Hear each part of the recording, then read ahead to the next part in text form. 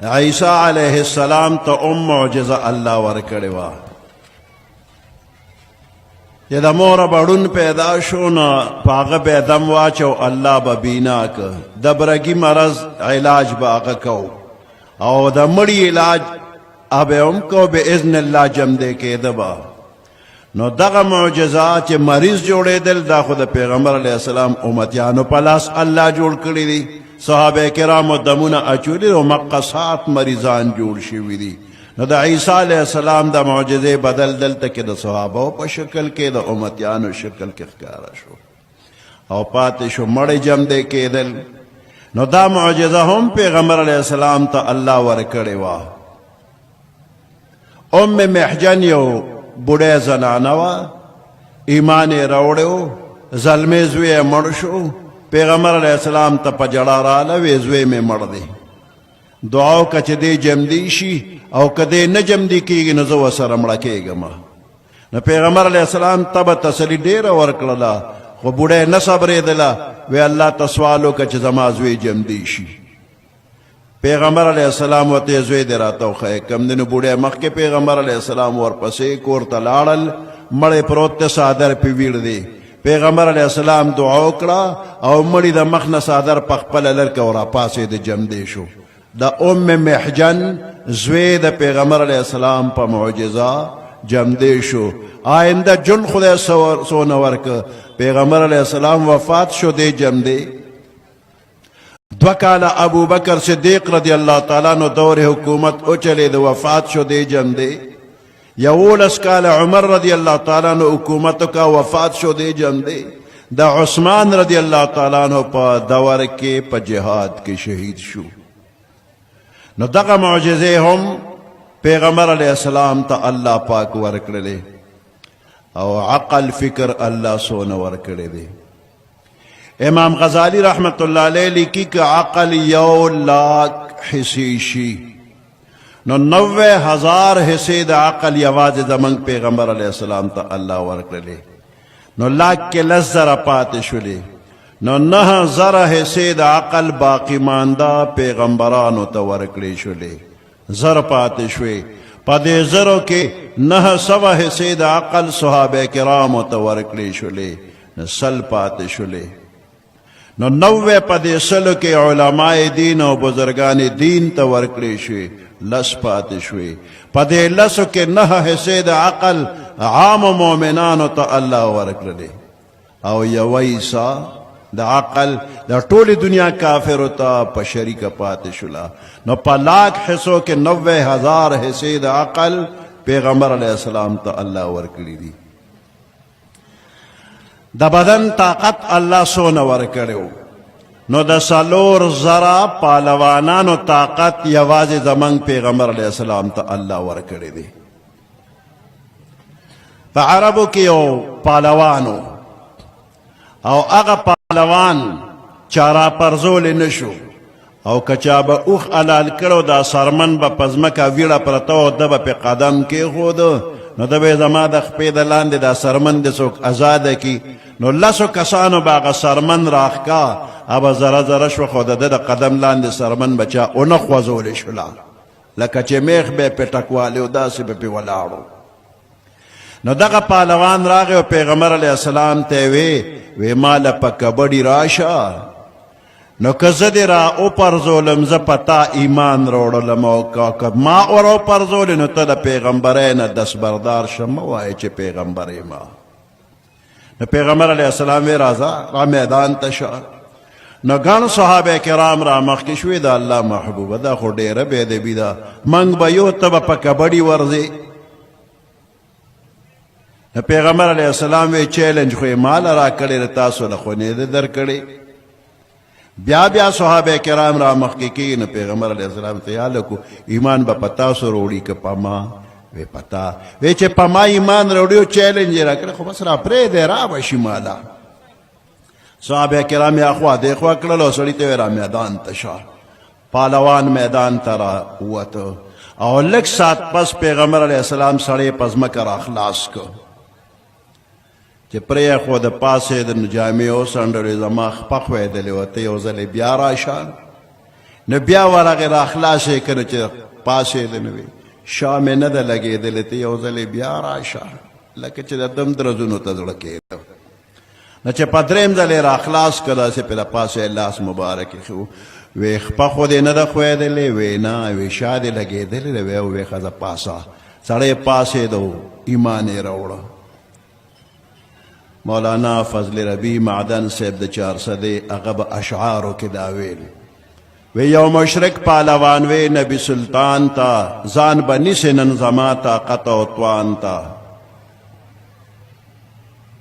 که مې پړ کړلې دا خپل دین به پرېږدې ته که دې پړ کړم کدم غاړه به ایمان تا نو حضرت اویل بسم الله را زه تیار یم زه ولاړ یم د اسلام خدمت هر شان تا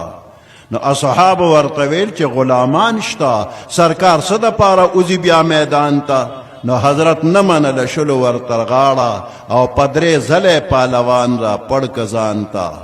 نو پهلوان ووی خدایي زور در سره دی زور مې نشي رسېدی زور د سبحان ته نو پهلوان زر کلمه ووی معدنه او سر یې ټیټ که د کونینو پهلوان ته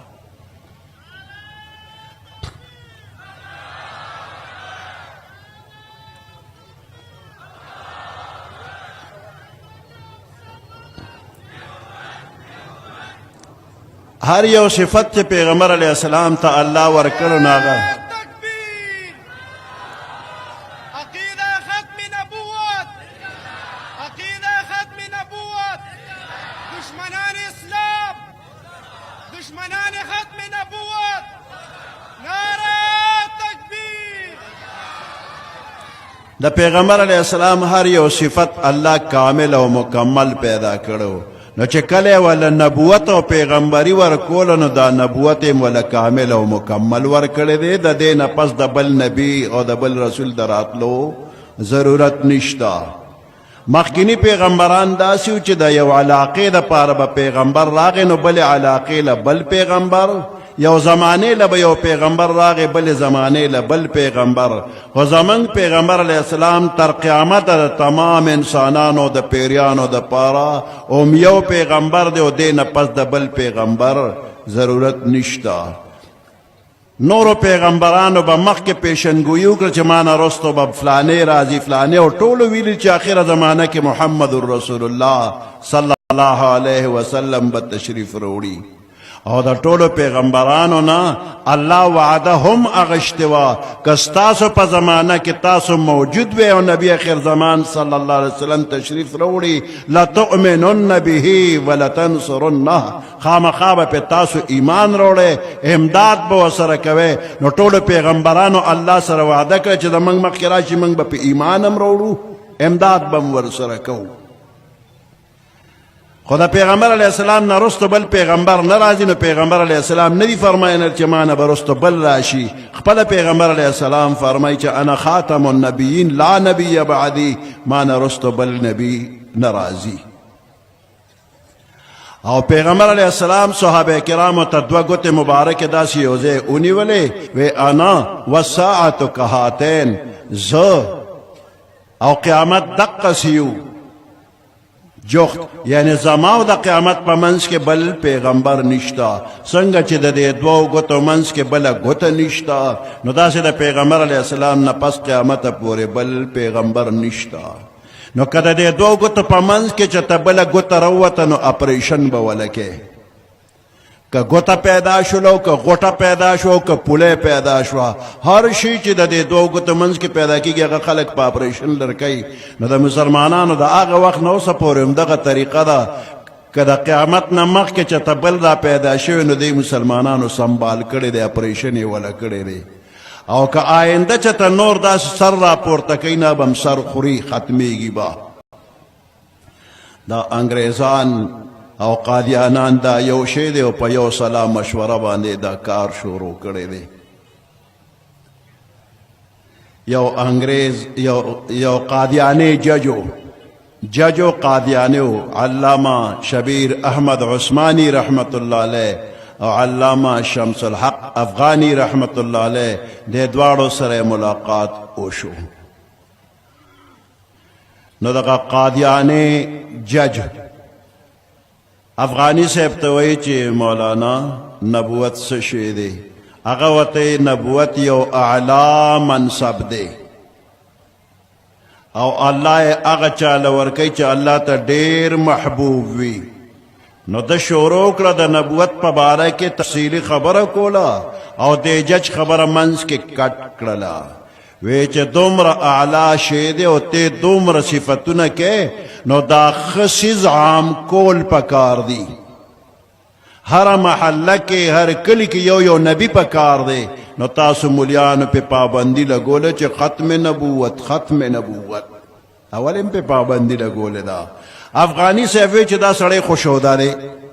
دیو د قرآن او د حدیث په دلایلو باندې که پوهیو ناسې په وخت ضایع کیږي. خو زه دې چې څنګه خبره کوي دغه سره زم کوم. نو دغه زمانه کې د 100 نوټ غټ نوټ و لکه اوس چې د 50,000 غټ نوټ دی. افغانی صاحب د 100 نوټ راوویستی وی صاحبه دا شی څنګه دی؟ هغه ورته دا خو ښه شی دی. نو دی ورته چې ښه شی دی او داسې عام شي نو ښه به وي که نه چې هر چا ته ورسېږي چې زه یو مهر جوړ کړم او په سپین کاغذ لګوم او دا د 100 نوټونه هر چا له ورکړم د هر چا جیبونه ډک شي ټول خلک به خوشحاله ښه شی دی عام به شي. نه مولانا دا کارونه کې دا ولې دونه ښه شي او ته پې پابندي لګې دا ولې؟ نو هغه ورته وایي دا ته چې کم نوټ جوړ کړې نو دا به جعلي نوټ وي. جعلي نوټ د سوځولو دی او چې څوک یې جوړوي هغه د سزا قابل دی. وی دا ولې؟ وی د نوټ د جوړولو اتارټي ګورنمنټ سره ده ځکه دا جعلي د سوځولو دی. افغانی صاحب ورته وی څنګه چې د نوټ د جوړولو اتارټي ګورنمنټ سره ده دقسې د نبوت اتارټي الله سره ده. او څنګه چې جعلي نوټ د سوځولو دی داسې جعلي پیغمبر د سوځولو دی او چې څوک یې جوړوي دقسې هغه مجرم دی. فبهت الذي کفر. او دوی دا هم وایي چې عیسی علیه السلام نشته دی هغه وفات دی. قادیانان او انګریزان داسې وایي. یو انګریز راغی او د دیوبند بزرګانو ته چیلنج ورکوي ما سره د عیسی علیه السلام په باره کې خبرې وکړې. زه وایم چې عیسی علیه السلام نشته. نو د دیوبند بزرګانو علامه شمس الحق افغانی رحمت الله علیه میدان ته راوویسته وی د سره خبرې وکړې. ډېر خلک راجمع نو هغه انګریز چې دی نو د ډېرو خلکو مخکې خبره وکړله چې دا مولیان او دا مسلمانان دوی وایي چې عیسی علیه السلام اسمان کې د جمدی دی او قیامت نه مخکې به راځي. دوی د ما سره خبرې وکړي. نو افغانی صاحب ورمخکې شوی دته خبره شروع کته وی چې نشته. ولې وی چې نشته؟ زمان قرآن حدیث خو موږ ته وایي چې اسمان کې د جمدی دی او قیامت نه مخکې به راځي. نو هغه انګریز ورته وایي چې ما 15 کاله اسمانونو کې تیر کړل او په هر اسمان کې ګوټ په ګوټ وګرځېدم په یو ځای کې عیسی علیه السلام نو زه ویم چې هغه نشته تاسو دروغ وایئ. اوس به درته څه وایي؟ وی 15 کاله مې اسمانونو کې تیر کړل او هر طرف مې کتلی دی. نه افغانی صاحب ورته زه خو پرون د اسمان نه راکوز شوی ما او هلته کلو میدان کې ناست و ما ته ویل چې دا یم ښکاره ناست یم خو تاسو یو ړوند راولېږئ او دلته تو راتاو شو واپس لاړه چېرته بینا سړی خو به م رالیږلی و. نو دا د زړه په سترګو نابینا خلک دي دا قادیانان او دا انګریزان دي کې عقل هم نشته دی. په لاک کې یوه حصه چې ټولې دنیا کافرو ته رسېدلی هغې کې هم دوی ته څه حصه نه ده رسېدلې. کنی دا خبرې د شریعت بالکل واضحه دي. زمونږ پیغمبر علیه السلام خاتم النبیین دی. دې نه پس که بل چا وی چې زه پیغمبر یم او خدای مکه یو مسلمان ورته وي ته د پیغمبرۍ څه دلیل لرې؟ نو دا بې خونده مسلمان دی به هم کافر شي. ځکه چې د پیغمبر علیه السلام د ختم نبوت عقیده داسې روښانه لکه اوس وخت کې چې د انور صفا روښانه دی. نو د انور دلیل نه غواړي چې انور شته او که نه په خپله ښکاري. نو د ختم نبوت عقیده بالکل واضحه ده او دا د ټولو مسلمانانو متفقه عقیده ده او د دې خلاف چې څوک وي نو هغه سوچه کافر دی. الله دې د ټولو مسلمانانو د عقیدې حفاظت وکړي او دا کافرانو ته د الله هدایت نصیب کړي. که هدایت یې نصیبه کړي الله دې نیست و نابود کړي. سبحان ربك رب العزة عما يصفون. السلام على المرسلين والحمد لله رب العالمين.